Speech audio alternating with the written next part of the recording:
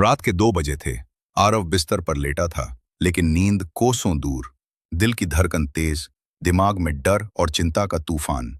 परीक्षा का तनाव, भविष्य की उलझनें, सोशल मीडिया की तुलना, सबने उसे अंदर से तोड़ दिया था।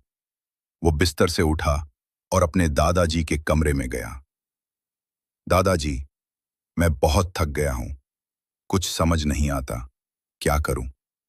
दादाजी मुस्कुराए और धीरे से अलमारी से एक छोटी सी किताब निकाली। बेटा, इसे पढ़ो, हनुमान चालीसा। आरव ने पहली बार हनुमान चालीसा पढ़ी। शुरुआत में वो सिर्फ पढ़ रहा था, समझ नहीं पा रहा था। फिर उसके दादाजी ने समझाया, ये सिर्फ भक्ति नहीं, ये ऊर्जा है।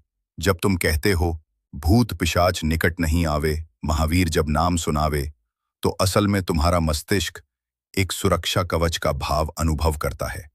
वैज्ञानिक दृष्टिकोण से हनुमान चालीसा में छुपा है। जब आप उच्चारण करते हैं रामदूत अतुलित बलधामा, तो आपकी वाणी विशेष कंपन उत्पन्न करती है। इससे माइंड रिलैक्स होता है। वैज्ञानिक रिसर्च कहती है कि नियमित जाप से मस्तिष्क अल्फा वेव्स में चला जाता है, जिससे तनाव कम होता है। चालीसा पढ़ते समय लंबी सांसें ली जाती हैं, जो शरीर में ऑक्सीजन बढ़ाती हैं और नर्वस सिस्टम शांत होता है। आरव ने इसे रोज सुबह उठकर पढ़ना शुरू किया, सिर्फ 10 मिनट। पहले हफ्ते में ही उसे फर्क महसूस हुआ। मन स्थिर रहने लगा, नकारात्मक विचार कम हुए। एक दिन जब वो कॉलेज में एक कठिन प्रेजेंटेशन दे रहा था, उसका आत्मविश्वास अडिग था। उसने महसूस किया, जय हनुमान ज्ञान गुण सागर अब उसके भीतर गूंज रहा था।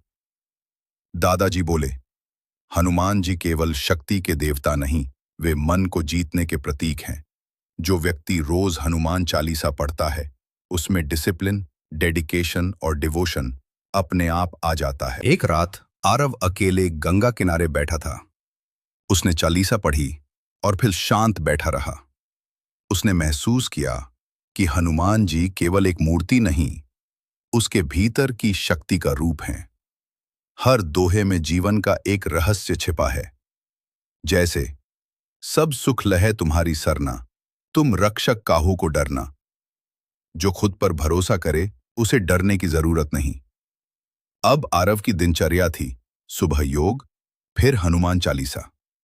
उसने हनुमान जी को केवल पूजा का विषय नहीं, जीवन का मार्गदर्शक बना लिया।